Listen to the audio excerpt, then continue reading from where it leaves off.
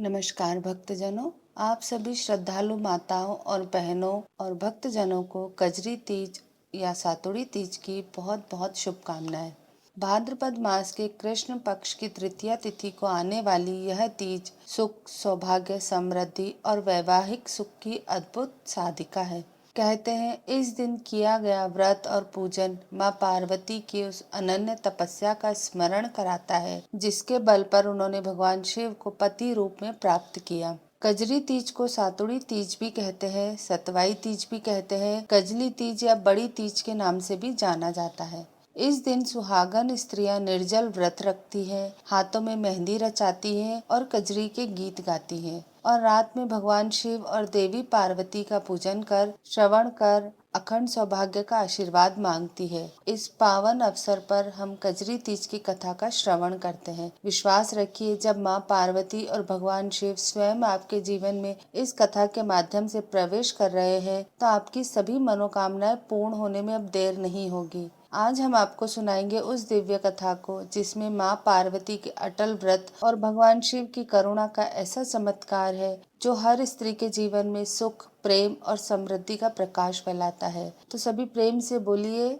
जय माता दी। तो आइए हम कथा आरंभ करते हैं। एक बार एक साहूकार था जिसके 7 बेटे थे। उसका सबसे छोटा बेटा वैश्यागामी था। उसकी पत्नियां जेठानियों के यहाँ काम करके अपना गुजारा करती थी। भादों के महीने में कजरी तीज का दिन आया तो सभी ने तीज माता का व्रत किया और सत्तू बनाया। छोटी बहू बहुत गरीब थी। सास ने एक छोटा सा सत्तू का पिंडा उसके लिए भी बना दिया। शाम को पूजा करके वह सत्तू पासने लगी कि उसी समय उसका पति वेश्या के यहाँ से आया और बाहर से बोला, किवाड़ खोल। छोटी बहू ने दरवाजा खोला। वह बैठा भी नहीं कि उसी क्षण उसने कहा, मुझे वापस अभी वेश्या के यहाँ छोड़कर आ। तब छोटी बहू उसे वेश्या के यहाँ छोड़ आई। ऐसा उसने 6 बार किया। उसका पति 7वीं बार फिर आया और फिर यही बोला कि मुझे वेश्या के घर छोड़कर आ। इस बार भी वह कुछ नहीं बोली तो पति कहने लगा, इस बार और छोड़कर आजा, अब मैं वापस नहीं आऊंगा। 7वीं बार भी वह उसे छोड़ने गई। उसे छोड़कर जब लौटने लगी तो जोर से वर्षा आने लगी और बरसाती नदी बहने लगी। वह बारिश से बचने के लिए एक पेड़ के नीचे बैठ गई। कुछ देर के बाद नदी से आवाज आई, आवतरी जावतरी दोना खोल के पी पी प्यारी होए। आवाज सुनकर उसने इधर उधर देखा। फिर उसने नदी की तरफ देखा तो एक दूध का दोना नदी में तैरता हुआ आता दिखाई दिया। उसने दोना उठाया और 7 बार उसे पी के दोने के 4 टुकड़े किए और चारों दिशाओं में फेंक दिए। उधर तीज माता की कृपा से उस वेश्या ने अपना सारा धन उसके पति को दे दिया और हमेशा के लिए वहां से चली गई। पति सारा धन लेकर घर आकर फिर से पत्नी को आवाज देने लगा, दरवाजा खोल। तो उसकी पत्नी ने कहा, अब मैं दरवाजा नहीं खोलूंगी। तब पति ने बाहर से कहा, दरवाजा खोल, मैं अब वापस नहीं जाऊंगा, अपन दोनों मिलकर सत्तू पासेंगे। लेकिन उसकी पत्नी को बिल्कुल भी विश्वास नहीं हुआ तो उसने कहा, पहले मुझे वचन दो कि फिर वेश्या के पास नहीं जाओगे। तब पति ने दरवाजे के बाहर से ही अपनी पत्नी को वचन दिया। तब कहीं जाकर पत्नी ने दरवाजा खोला तो देखा कि उसका पति तो गहने धन सहित चमचमा रहा है। उसने सारे गहने कपड़े आदि अपनी पत्नी को दे दिए और कहा, यह सब तेरे लिए है। फिर दोनों ने बैठकर सत्तू पासा। अगली सुबह जब वह जेठानियों के यहाँ काम करने गई तो जेठानियों के बच्चे उसे बुलाने आए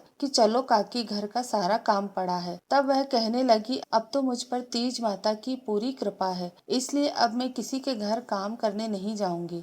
तब बच्चों ने जाकर अपनी माँ को बताया कि माँ, आज से काकी काम करने नहीं आएगी। काकी तो नए कपड़े और गहने पहनकर बैठी है और काका जी भी घर पर हैं और सभी जने बहुत खुश थे। हे तीज माता, जैसे आप छोटी बहू पर प्रसन्न हुई वैसे ही सब पर प्रसन्न होना, सबके दुख दूर करना। सभी बोलिए तीज माता की जय।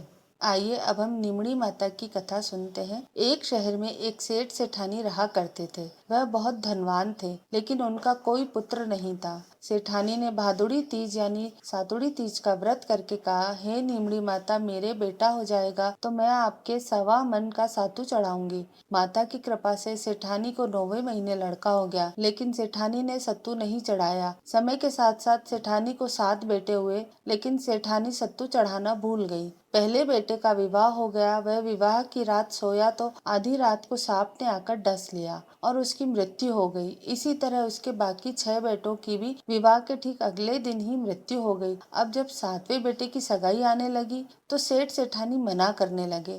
तब गांव वालों के बहुत कहने और समझाने पर सेठ सेठानी बेटे के विवाह के लिए तैयार हो गए।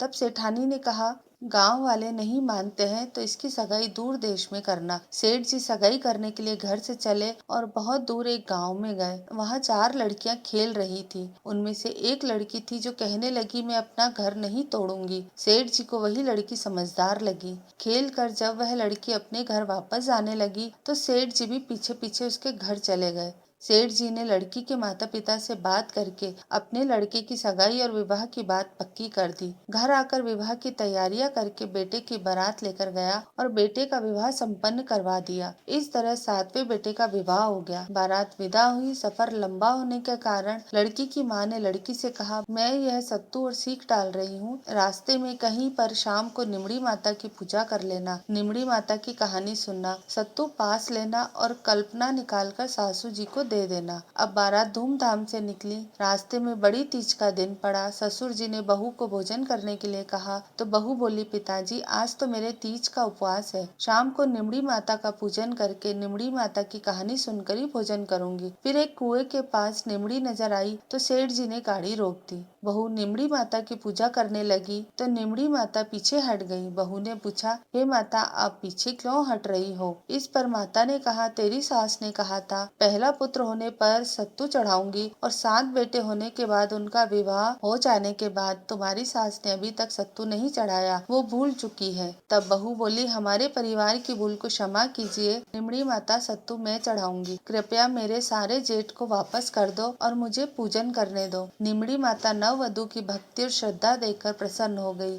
बहू ने निमड़ी माता का पूजन किया और चंद्रमा को अर्घ्य दिया और सातु पास लिया और कल्पना निकालकर ससुर जी को दे दिया। प्रातः होने पर बारात अपने नगर वापस लौट आई। जैसे ही बहू ने ससुराल में प्रवेश किया तो उसके 6 जेठ प्रकट हो गए। सभी बड़े खुश हुए और उन सभी को गाजे बाजे से घर में ले लिया। सासू बहू के पैर पकड़कर धन्यवाद करने लगी तो बहू बोली, सासू माँ यह आप क्या करती हो? आपने जो कुछ बोला है उसे याद कीजिए। सासू बोली, मुझे तो याद नहीं, तू ही बता दे। तब बहू कहने लगी, माँ जी आपने निमड़ी माता के सत्तू चढ़ाने का बोला था सो पूरा नहीं किया। तब सासू को याद आई 12 महीने बाद जब अगली बार कजली तीज आई तब सभी ने मिलकर 7.25 मन का सत्तू तीज माता को चढ़ाया। श्रद्धा और भक्ति भाव से गाजे बाजे के साथ निमड़ी माता की पूजा की।